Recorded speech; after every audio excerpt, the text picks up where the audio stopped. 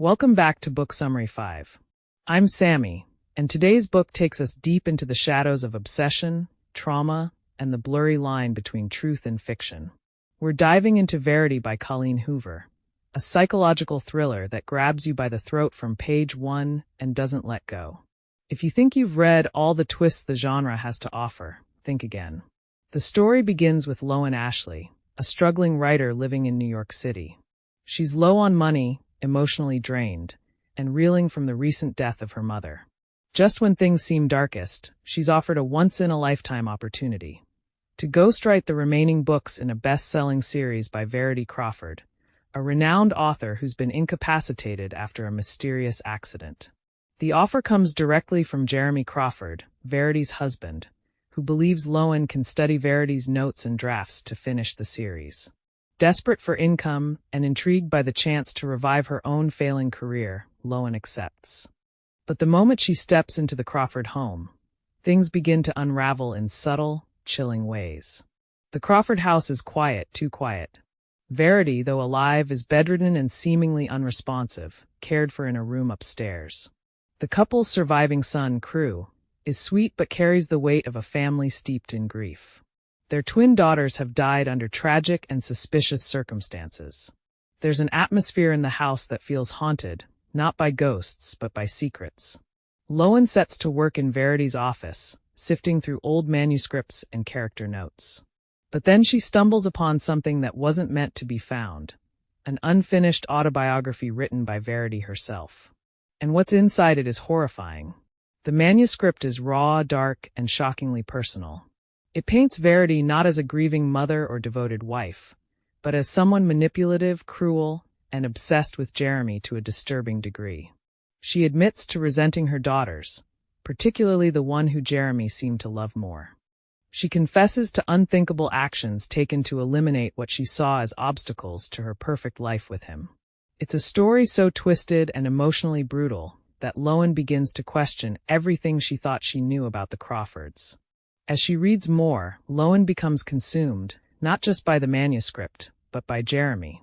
She starts to fall for him, slowly at first, then more openly as they grow closer.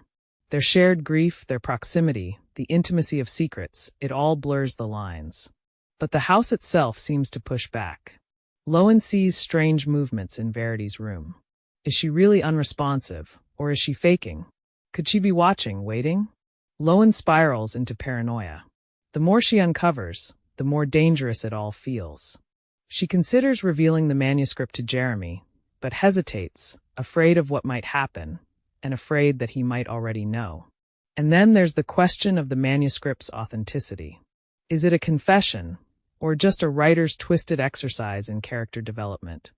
Hoover plays with this ambiguity brilliantly, never giving us solid ground to stand on. Eventually, Lowen makes a drastic decision. She confronts Jeremy with the manuscript, and what follows is a cascade of revelations that turn everything upside down. Jeremy admits he already read it, and in a violent, shocking scene, the couple confronts Verity, accusing her of faking her injuries all along. The story ends with Verity's death. But even then, the truth remains elusive. Just when you think it's all over, Lowen finds a hidden letter, written by Verity.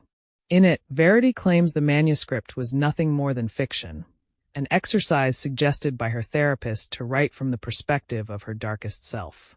She says none of it was real, that she never harmed her children, that Lowen and Jeremy believed fiction over fact, and killed her because of it. And that's where the book leaves us, with doubt. Was Verity a monster, or a victim of misinterpretation? Was Lowen manipulated by what she read, or was Verity playing a long con? Hoover refuses to give a neat answer. Instead, she forces us to sit with the discomfort of not knowing. Verity is haunting not just because of its plot, but because of its structure. It's a story within a story, constantly challenging what we believe and what we're willing to accept as truth. And at the center of it all is a woman unraveling, both in the manuscript and in real life.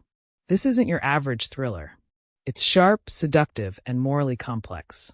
And as you close the last page, don't be surprised if you find yourself flipping back to the beginning, wondering what you missed. That's all for today's episode of Book Summary 5. I'm Sammy, and I'll leave you with this thought. In a world where fiction and truth so often collide, maybe the real danger isn't what we read, but what we choose to believe. Until next time, happy reading.